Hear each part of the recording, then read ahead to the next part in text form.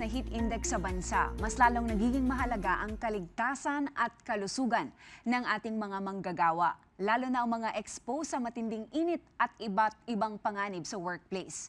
Pero bukod sa init, kailangan din nating paghandaan ang mga biglaang sakuna tulad ng sunog at lindol na maaaring mangyari anumang oras. Kaya sa episode na ito ng Straight Shot, makakasama natin si Ms. Annalyn Alonzo, ang Acting Regional Focal Head ng Occupational Safety and Health Center mula sa Department of Labor and Employment Region 11. Hello, Ma'am Annalyn. Hello po, Ma'am Vina. Ma'am Annalyn, ngayon po tumataas ang heat index sa bansa. Gaano po kalaki ang epekto nito sa kaligtasan at kalusugan po ng ating mga manggagawa?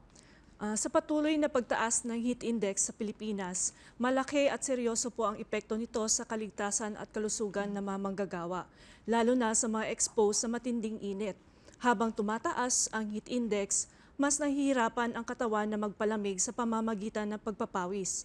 Hindi lamang nito naapektuhan ang pisikal na kalusugan, maaari nito na magdulot ng dehydration, pagkahilo at pagbagal na pag-iisip na nagiging sanhi ng mas mataas na posibilidad ng aksidente sa trabaho. So ano po yung mga industriya o uri po ng trabaho, Ma'am Annalyn, na apektado ng matinding init at bakit po? Sa Pilipinas, ang mga industriyang pinakaapektado ng matinding init ay ang mga trabahong isinasagawa sa labas o sa lugar na kulang sa ventilasyon at kontrol sa temperatura. Kabilang dito ang construction, agriculture, pangingisda, pagmimina at manufacturing o nasa loob ng ating pabrika. Ang mga manggagawa sa construction at agrikultura ay direktang naaarawan sa mahabang oras. Kaya mataas ang panganib nila sa heat exhaustion at heat stroke. Sa pangingisda naman, bukod sa init ng araw ay nadadaganan pa ito ng refleksyon ng init mula sa tubig.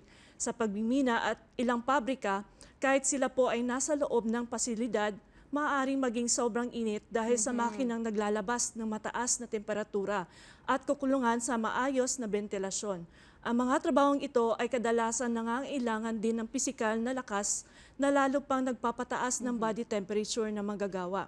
Dahil sa kombinasyon ng matinding init ng kapaligiran, pisikal na gawain at minsan ay kakulangan sa pahinga at hydration, nagiging mas mataas ang panganib ng heat-related illnesses sa mga industriyang ito. Ano pa yung pinakakaraniwang heat-related risks sa workplace tulad ng heat exhaustion o heat stroke? Sa konteksto ng occupational safety and health sa Pilipinas, lalo na dahil sa mainit na klima, may ilang karaniwang health-related risks na dapat bantayan ng ating workplace. Ito po ang heat exhaustion at heat stroke. Paano po ba maiiwasan yung heat stress, ma'am? Lalo na sa trabaho, lalo na sa mga exposed sa araw tulad ng mga, yung nabanggit nyo kanina, mga construction workers, delivery riders, at mga field personnel. Upang maiwasan ang heat stress sa trabaho, lalo na para sa mga exposed sa araw tulad ng construction workers, yung ating delivery riders at field personnel, mahalagang pagsamahin natin ang tamang kaalaman, paghahanda at mga praktikal na hakbang sa araw-araw. Una, critical ang sapat na hydration at dapat regular na umiinom ng tubig kahit hindi pa nauuhaw. Dahil mabilis pa ma-dehydrate ang katawan sa init. Pangalawa, kailangan magpatupad ng work-rest cycles kung saan may nakatakdang pahinga sa lilim o malamig na lugar upang makabawi ang ating katawan. Mula sa init, mahalaga rin ang pagsusuot ng angkop na kasuotan tulad ng magaan at preskong damit, sombrero o helmet na may proteksyon sa araw. At kung maaari ay paggamit ng cooling towels. Bukod dito, mahalaga rin ang training and awareness upang makilala natin agad ang mga sintomas ng heat exhaustion at heat stroke at makapagbigay ng agarang lunas kung kinakailangan. Yun pong tubig, ma'am, 8 glasses of water, tapos yung cooling towel, saan ilalagay? Sa Mas better na nasa batok po natin yung ating cooling towel. Ano po yung minimum safety measures, Ma'am Annalyn, na dapat ibigay ng mga employer sa ganito pong panahon? May mga minimum safety measures na dapat ipatupad ng employer o agency. Alinsunod po ito sa DOLE Labor Advisory No. 8 Series of 2023 at yung ating Republic Act 11058. Narito po no, yung ating mga non-negotiable measures na kailangan ipatupad ng ating mga kumpanya. Unang-una, kailangan po magkaroon ng libreng inuming tubig at hydration station. Pangalawa, kailangan po may shaded rest or area kung saan po pwede magpahinga no, yung ating mga workers. Mandatory din po no, ang pagkakaroon ng mga tinatawag nating work-rest cycles, yung mga temperature appropriate po natin na kung tawagin po ay mga personal protective equipment and uniform. At kailangan din po na may adjusted work schedule, yung mga flexible hours, yung heat illness emergency response, pagkakandak po ng toolbox meeting no, and workers education. And kinakailangan din po no, na tayo po ay magkaroon ng fit to work at yung mga tinatawag nating vulnerable worker screening. Yung mga companies naman po sa Davao Region, ma'am, ay compliant. Yes, no. So far compliant naman po no yung ating mga kumpanya lalo na po sa requirements po ng ating occupational safety and health standards. Nabanggit niyo, ma'am, kanina yung mga guidelines po ng DOLE o OSH no pagdating sa work rest cycles, hydration at shaded area. May ano po yung mga guidelines, paki-explain ulit. Mayroon po tayong guidelines, ma'am, no? Gaya ng nabanggit ko po kanina, mayroon po tayong DOLE Labor Advisory Number 8 Series of 2023 at yung Republic Act 11058. Ang title po nito, it's an act strengthening compliance to occupational safety and health standards with penalties for violations thereof. Kailan po dapat mag-adjust ng working hours, Ma'am Annalyn, yung isang kumpanya dahil sa init ng panahon? Dapat po no, mag-adjust ng working hours ang isang kumpanya kapag ang init ng panahon ay umaabot na po sa antas na mapanganib at ang kalusugan at kaligtasan ng ating mga manggagawa, lalo na kung ang mataas po ang heat index. Example po, no, nasa danger level or extreme danger levels ayon sa abiso no, ng ating panahon. Sa ganitong kondisyon, mas tumataas ang panganib no, ng heat exhaustion at heat stroke. Kaya inaasahan po no, sa ilalim ng occupational safety and health practices na magpatupad po tayo ng agarang hakbang, yung, lalo na no, yung ating mga employer. Paano, ma'am, kung hindi nasunod 'yon? Ano naman yung pananagutan po ng mga employers kung mapapabayaan yung kaligtasan ng kanilang mga manggagawa sa ganitong kondisyon? Sa ilalim po no, ng Republic Act number 11058, may obligasyon po ang ating mga employer na tiyakin no, ang kaligtasan at kalusugan ng kanilang mga manggagawa, lalo na sa panahon na matinding init. Kapag napabayaan nila no, ito, maaari silang managot. Ang pananagutan po ay maaaring magresulta sa multa at tinatawag naming work stoppage order no, na inisyu po ng ating Department of Labor and Employment. Kung lalo na kung may nakita tayong panganib no, sa mga manggagawa. Ma'am, kung hindi maiiwasan na kailangan talaga nila i-expose yung sarili nila sa init, bukod po doon sa nasabi ninyo na uminom ng tubig, tapos maglagay ng mga cooling towels, ano po yung mga simpleng hakbang na pwedeng gawin ng ating mga manggagawa para maprotektahan nila ang kanilang mga sarili sa trabaho? Okay po, no? So ilan sa mga simpleng hakbang ay ang regular no, na pag-inom ng tubig kahit hindi pa po nauuhaw upang maiwasan ang dehydration. At ang pagpapahinga sa lilim o malamig na lugar tuwing may break.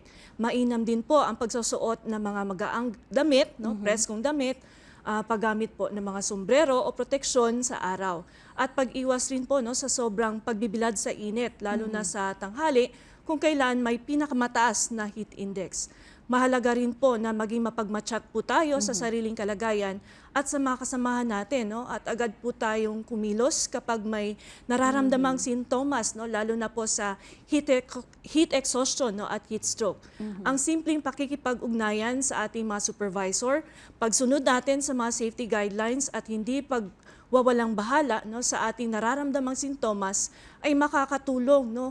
Upang maiwasan natin ang seryosong panganib sa kalusugan habang nagtatrabaho po. Yan po yung dapat pong iwasan na oras ay 10, tama po ba? 10 Yes. a.m. to 3 p.m.? Usually 10 a.m. to 4 p.m. po 4 yun, no, p.m. Miss Mina. Opo. So hanggang 4 p.m. Akala ko pwede na alas 3:30. Lalo na sa panahon ngayon, no, alam Hindi, niyo naman okay. masyadong mainit na. Opo. Ano po yung mga tamang first aid na dapat gawin para sa heat exhaustion o heat stroke habang hinihintay yung medical assistance? Paano kung wala pang expert na nandun? Ang first aid, no, usually ang maaari nating gawin, no, para sa heat exhaustion ay ilipat agad, no, sa malamig o may lilim na lugar. Paupuin o pahigain at iangat ng konti, no, yung paa ng pasyente. Painumin ng tubig o orisol, no, ng dahan-dahan. Palamigin ang katawan gaya ng pagpunas, no, ng basang tela o paggamit ng electric fan. At magpahinga, no, kung hindi bumuti ang pakiramdam. Magpatingin agad, no, sa doktor. Ang first aid naman, no, para sa ating heat stroke ay tumawag agad po ng emergency services, no, dahil ito po ay kinukonsidera natin na emergency. At habang hinihintay ang tulong, ilipat sa malamig na lugar at palamigin agad, no, ang katawan ng pasyente. Huwag painumin kung hindi conscious at bantayan, no, ang paghinga habang naghihintay po tayo ng tulong. Nabanggit nyo kanina, ma'am, no, na compliant naman ang marami nating mga kumpanya, mga dito sa Davao Region. Pero ano po yung, kung meron pong paglabag, ano yung karaniwang paglabag ng mga employers pagdating sa occupational safety, lalo na tuwing dry o summer season?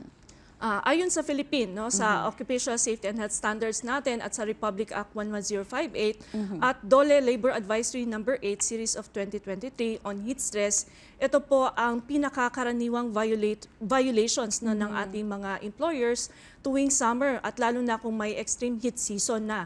Madalas makita sa workplace inspection at yung mga spot audits po na ginagawa ng ating mga labor inspectors, yung mga walang adequate drinking water, wala pong mga scheduled rest breaks, no, or recovery period, wala rin po silang enough ventilation po doon sa site, at wala pong mga cooling or heat insulations, and they failed also to adjust the work schedules.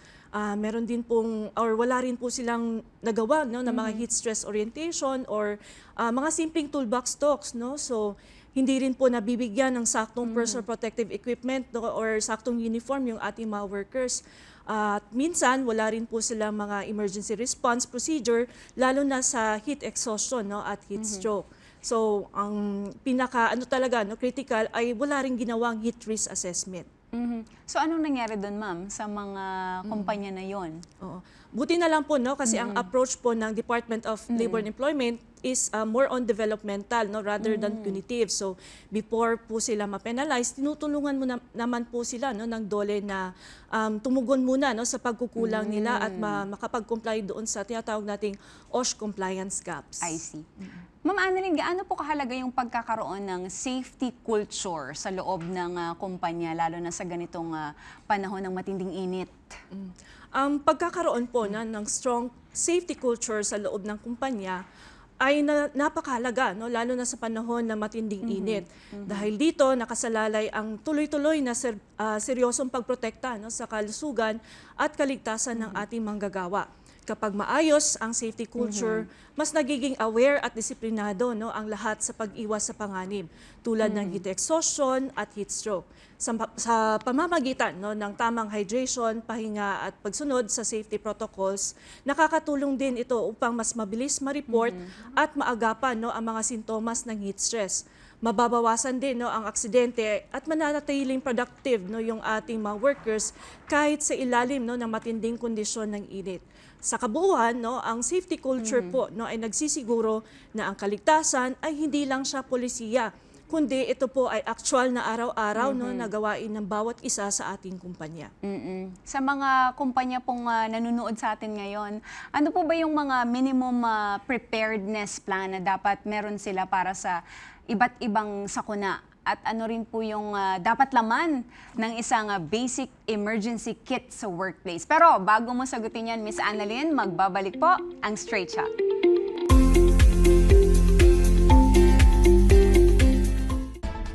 Gikan dinhi sa Davao. Ang kasing-kasing sa Mindanao. Ako si Vina Araneta. Ako si Zay Lagang.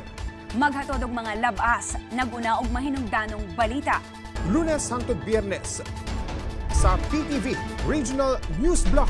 Dinhi lang sa inyong People's Television.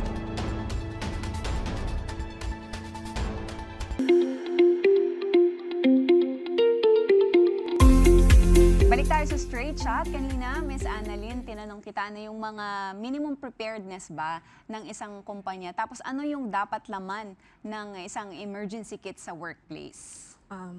Para sa mga kumpanya, no, Ma'am Vina, ang minimum preparedness plan po para sa iba't ibang sakuna ay dapat nakaangkla, no, sa mga prinsipyo ng Occupational Safety and Health sa ilalim ng Republic Act No. 11058. Dapat, no, may malinaw na emergency preparedness and response plan na sumasaklaw sa mga posibleng panganib tulad ng sunog, lindol, baha, matinding init at iba pang emergency. Kabilang dito ang risk assessment, no, malinaw na evacuation procedures at routes, pagtatalaga, no, ng ating mga trained emergency response team. Example po nito, no, yung ating mga first aider, yung ating medical team, at regular na drills at training, no, para sa mga empleyado. Mahalaga rin po ang pagkakaroon ng communication system, no, para mabilis na maalerto at magkaroon po ng maayos na koordinasyon, no, pati na ang access sa emergency contacts at pinakamalapit na ospital o mga emergency responders. Para naman po, no, sa isang basic emergency kit sa workplace, dapat ito po ay madaling ma-access, no, at mahalagang gamit, no, like example, kabilang dito ang mga first aid kit, yung mga bandages, yung mga gauze pads, yung mga basic antiseptic solution, no, or yung mga gamot na para sa mga minor injuries. Kailangan din po na meron po malinis na inuming tubig, yung flashlight, at extra batteries, no, or meron din pong whistle, no, upang alerto. Kailangan din po na meron pong emergency blanket, yung mga face mask at gloves at mga simpleng gamot, no, gaya ng pain relievers. Mainam din po na meron po tayong battery-powered radio, no, or power bank para sa komunikasyon at kopya ng emergency contact numbers. Sa kabuuan, no, ang layunin po ng preparedness plan at emergency kit ay matiyak na handa po ang ating kumpanya, no, at mga empleyado na makaresponde agad at mabawasan ang pinsala ng anumang sakuna. So, importante talaga, ma'am, yung mga drills, no? Yes. Para merong muscle memory. Opo. Alam nila kung ano yung gagawin nila.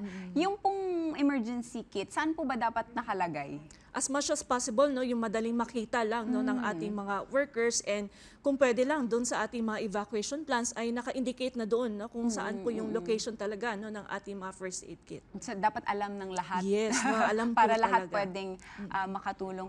Ma'am Annalyn, yung Pilipinas po ay prone, no? Na lagi tayong tinatamaan ng mga sakuna, no? Lindol, meron ding mga sunog. Ano po yung mga dapat gawin? So, ito muna, sa sunog muna tayo. Ano po yung tamang unang reaksyon ng mga manggagawa? May common mistakes po ba na dapat iwasan? Sa oras ng sunog, no, ang tamang unang reaksyon po ng ating mga manggagawa ay manatiling kalmado. No? Agad na i-activate natin, no, yung fire alarm kung hindi pa ito tumutunog, at sundin natin, no, ang mga established evacuation plan ng ating kumpanya. Dapat rin po mabilis tayo, no, ngunit maayos na lumikas kahit ang pinakamalapit na ligtas na exit, no. Iwasan natin ang mga paggamit ng elevator at tumungo tayo sa mga designated assembly area or assembly point para po tayo ay makapag-head count, no, at makita natin yung accountability. Kung may fire extinguisher man at maliit pa lamang ang apoy, tanging mga trained personnel lamang po, no, ang dapat sumubok apulahin ito. Karaniwang pagkakamali naman na dapat iwasan po, no, ay ang pagpapanik. Bakit po nagpapanik? Kasi sinasabi nila people are not informed correctly.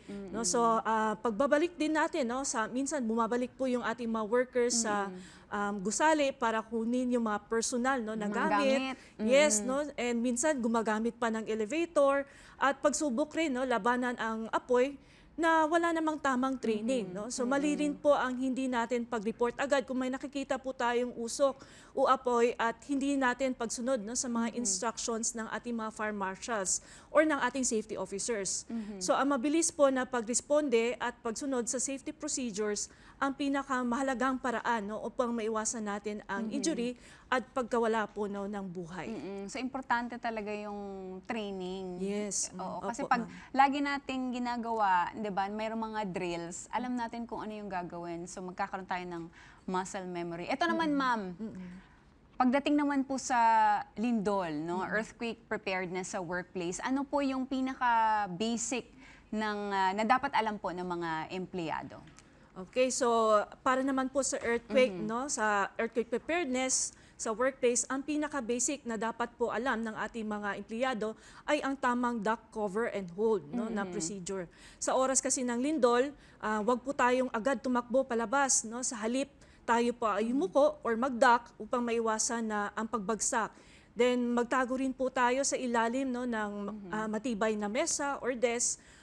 Yun naman po yung cover, no? At ang kumapit naman na mahigpit, no, or mag-hold doon sa mesa, no, hanggang sa tumigil ang pagyanig. Kung wala namang mesa, protektahan po natin yung ating ulo, no, at lieg habang lumalayo tayo sa mga bintana, sa mga cabinet, no, at mga mabibigat na bagay na maaari pong mahulog. So yun po, no, Ma'am Vina, ang mga basic na kailangan natin gawin, no, during earthquake naman po. Kasi nangyari yan, meron kaming experience na ako yung pinaka last na umalis. So, na pumunta sa labas. Kasi, sabi ko kasi nag-duck cover and hold ako. Hindi ako tumakbo agad. Kasi di ba po, delikado yan pag lalo na pag surrounded ka ng mga salamin. Opo. Kasi posible kang matamaan. Ngayong alam na natin ang mga mahalagang paalala tungkol sa kaligtasan sa trabaho, sa segment na ito naman, maglalaro tayo ng, myth or fact, kung saan tatalakayin natin ang ilang karaniwang paniniwala tungkol sa init ng panahon, sunog, lindol at safety sa workplace. Pero ang tanong, tama ba talaga ang mga ito o mali? Ready na ba kayo, Ma'am Annalyn? So ibibigay ko sa iyo to. Ayan, ikaw yung sasagot kasi ikaw yung expert. Let's begin! Okay, dito tayo sa heat and workplace. Hindi ka madedehydrate kung hindi ka naman pinagpapawisan. Fact or myth? Myth po, no, Ma'am Vina. No? So kahit po ay nasa aircon po tayo, no? Myth pa rin, no? Yun, Ma'am Vina, kasi kahit po hindi tayo pinagpawisan, no, meron pa rin kasi tayong ginagawa, no, sa ating katawan na usually nababawasan, no, yung tubig, no, sa loob ng ating katawan. Like palagi po tayong umiihi, no, sa pamamagitan ng paghinga, no. So pwede pa rin, no, na yun po yung mag-cause na ma-dehydrate po yung isang tao. So ganun pa rin, Ma'am, no? 8 glasses of water Yes, every opo. day. Yes, kailangan pa rin po yun, Ma'am. Ito naman, Ma'am, kahit naka-aircon sa loob, hindi ka na pwedeng ma-heat stress. Pwede pa rin, no? So that's myth. Okay. Myth pa rin po, Ma'am, no? Kasi kahit po nasa loob ka ng opisina at naka-aircon, as long as meron ka mga activities na ginagawa, no, lalo na, or example, nagbubuhat ka ng mabibigat na bagay, so nagko-consume pa rin sa iyo yun, no, ng energy. So kaya posible pa rin, no, na magkaroon po ng matamaan ka pa rin, no, ng heat stress. Ang dami kong nalaman ngayon. Kapag bata at malakas ang katawan, hindi ka tatamaan ng heat stroke. Fact or myth? Myth pa rin. Okay. No? So Sige, kahit Ma'am. po bata, no, or lalo na yung mga matatanda, no, ay pwede matamaan pa rin ng heat stress, no, kasi pag sinabi natin heat stress, wala po itong pinipiling edad, no. So lalo na pag meron po tayong, sabi ko nga, no, yung mga activities natin na mas lalo pong, no, nagko-consume ng ating lakas, at yun po ay nagko-cause ng pag-increase ng ating body temperature, no. Kaya pwede pa rin po, no, na magkaroon po ng heat stress kahit po yung ating mga bata. Dito naman tayo, Ma'am, sa fire and earthquake safety. Ito po, pwede buhusan ng tubig lahat ng uri ng apoy. Fact or myth? Myth. Okay. No? So hindi po pwedeng lahat, no, ng klase ng sunog ay pwedeng buhusan ng tubig, no. Example na lang, no, sa mga electrical, no, na mga sunog, no. So pag lalagyan mo yun ng tubig, baka ikaw mismo makuryente, no. So hindi po pwedeng ganoon. And meron din po, no, like example, yung mga grease, no, yung mga kitchen fires. So hindi rin po pwedeng buhusan yun ng tubig kasi mas lalong lalakas, no, yung apoy at kakalat. Pag ganun, Ma'am, ano dapat gawin? Meron po kasi tayong right type of fire extinguisher na pwedeng gamitin doon, no, sa mga ganong klase, no, na mga apoy, no. Pero So, kung wala kang fire extinguisher, kung wala kang fire extinguisher? kung wala kang fire Oo. extinguisher, so ang iba naman, no, sabi po ng Bureau of Fire Protection, ang pwede lang gamitin is kumuha ka ng kumot, basain mo yon, no, at yun po yung itapon mo doon sa example, no, ilagay doon sa I apoy. see. Opo. Hindi na kailangan ng fire or earthquake drill kung maliit lang ang opisina. Kailangan pa rin yun. That's Meet meet. pa rin. Meet pa rin. No? So kahit maliit lang po yung opisina, importante po kasi na mag-conduct po tayo ng drill para lahat po ng mga employees is aware. No? At yung sabi natin kanina, para hindi po sila mag-panic. No? So lalo na po if mangyayari po talaga no, yung sakuna. So para maiwasan din no, na masaktan no, yung ating mga empleyado. Kaya yun nga sabi mo kanina, no, Ma'am Vina, na kailangan po mag-drill para magkaroon po ng Yes. muscle memory. Ito naman ma'am, nabanggit ko na to kanina pero ulitin na lang natin. Dapat tumakbo agad palabas kahit gumagalaw pa ang lupa. Meat din po, no? So hindi po pwedeng lumabas agad-agad habang gumagalaw pa ang lupa, no? Kasi pwede kang matumba or pwede kang masaktan. So balik pa rin po tayo doon sa prinsipyo ng duck cover and hold, no? So saka lang po tayo mag-escape kung huminto na ang pag-alog no ng ating lupa, no? And mag-follow pa rin tayo no doon sa evacuation protocols ng ating kumpanya. I-stress lang natin yun kasi yun yung kadalasang ginagawa po pag Oo. may lindol. Oo. So nagpapanik, so Yes. tumatakbo agad kahit ano pa, may shaking pa. No? Ito naman sa general workplace safety. Ito ma'am, kapag walang nakabantay, pwede nang skip ang safety protocols. Myth or fact? Meat, no? So hindi po Obvious. pwede 'yon, no, mga ma'am, no, kasi unang-una, no, ang safety protocols ay nandyan, no, naka-institute po sa kumpanya para sa kaligtasan ng ating empleyado, no. So kaya kailangan we always follow no what is instituted or naka-integrate no doon sa ating mga occupational safety and health policies, and lalo na po doon sa ating mga yung ating mga safety protocols. Ito parang alam ko na kung anong sagot pero dapat sa'yo galing. Okay na walang drills kung busy ang kumpanya. Meet po yun. hindi pwede no, na hindi po tayo mag-conduct ng drills. No, kasi aside from it is a requirement of the Bureau of Fire Protection no, na mag-conduct ng drills, isipin po natin palagi no, that safety is always our top priority. No? So kaya Yes. kailangan gawin po natin yung mga bagay na yon kasi ito po yung mga activities na tutulong sa atin no, para maging health and safe at all times. Yes. Bago po tayo magtapos, Ma'am Annalyn, ano po ang mensahe ninyo sa mga employers tungkol sa kanilang responsibilidad sa kaligtasan ng kanilang mga manggagawa? Okay, so ang mensahe namin no, sa mga employers natin no, ay ang kaligtasan at kalusugan po ng mga manggagawa ay hindi opsyon, no, kundi ito po ay isang obligasyon. Sa ilalim po ng batas sa Occupational Safety and Health sa Pilipinas, kabilang po ang Republic Act No. 11058, responsibilidad po no, ng ating employer na tiyakin na ang workplace ay ligtas at protektado no, laban sa mga panganib or ito po yung tinatawag nating hazards. Hindi sapat no, ang simpleng pagsunod no, sa mga minimum requirements. Inaasahan po natin no, ang aktibong pag-iwas sa panganib sa pamamagitan ng tamang safety systems at maayos no, na working conditions. Sa huli, ang tunay na tagumpay ng isang kumpanya ay hindi lamang nasusukat sa productivity, kundi sa kung gaano nito napoprotektahan no, ang buhay at dignidad ng ating mga manggagawa. Ang pag-prioritize po sa safety and health ay hindi po yan gastos, kundi ito po ay investment. No? Dahil ang ligtas at malusog na manggagawa ay mas produktibo, mas matatag at mas nakakatulong no, sa pangmatagalang tagumpay no, ng ating organisasyon. Para naman sa mga manggagawa, sa mga empleyado naman, Miss Annalyn, ano po yung paalala ninyo para mapangalagaan nila yung kanilang mga sarili habang nagtatrabaho?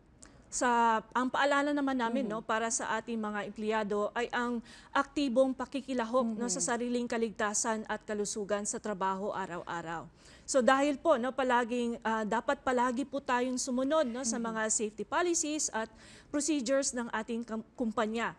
Gamitin natin no, sa tama ang ating mga personal protective equipment no, o PPE, at huwag po tayong mag-atubiling, magtanong o mag-report kung may nakikita tayong panganib no, sa workplace. Ang pagiging mapagmatsyag no, at responsabling empleyado ay nakakatulong upang maiwasan ang aksidente at mas mapanatili natin no, ang ligtas at maayos na working environment para sa lahat. Mahalaga rin po no, ang pagiging maingat sa sariling katawan at kondisyon, tulad ng pag-iwas sa pagtatrabaho kapag masama no, ang pakiramdam at kung delikado ito. sapat na pahinga at tamang hydration at nutrition. Dapat din po na makibahagi po tayo sa safety trainings at i-apply natin ang mga natutunan natin sa actual na trabaho. Tandaan po nila na ang kaligtasan sa trabaho ay hindi lamang responsibilidad ng employer, kundi ito po ay shared responsibility ng lahat. Kaya po ang disiplinado at maalam na empleyado ay mahalagang bahagi po ng isang ligtas, malusog at produktibong workplace. Ang dami naming natutunan ngayon. Maraming pong salamat, Ms. Annalyn Alonzo. Malinaw na ang kaligtasan sa trabaho ay hindi lamang responsibilidad ng iilan. Ito ay sama-samang tungkulin ng mga manggagawa at empleyado. Sa kabila ng matinding init at mga posibleng sakuna, ang kaalaman, paghahanda at disiplina ang ating magiging sandata para maiwasan ang panganib. Muli maraming salamat kay Ms. Annalyn Alonzo ng OSH Center 11 sa pagbibigay linaw sa mahahalagang usaping ito. Manatili tayong alerto, maging handa at laging unahin ang kaligtasan. Ako po si Vina Araneta at ito ang Straight Shot.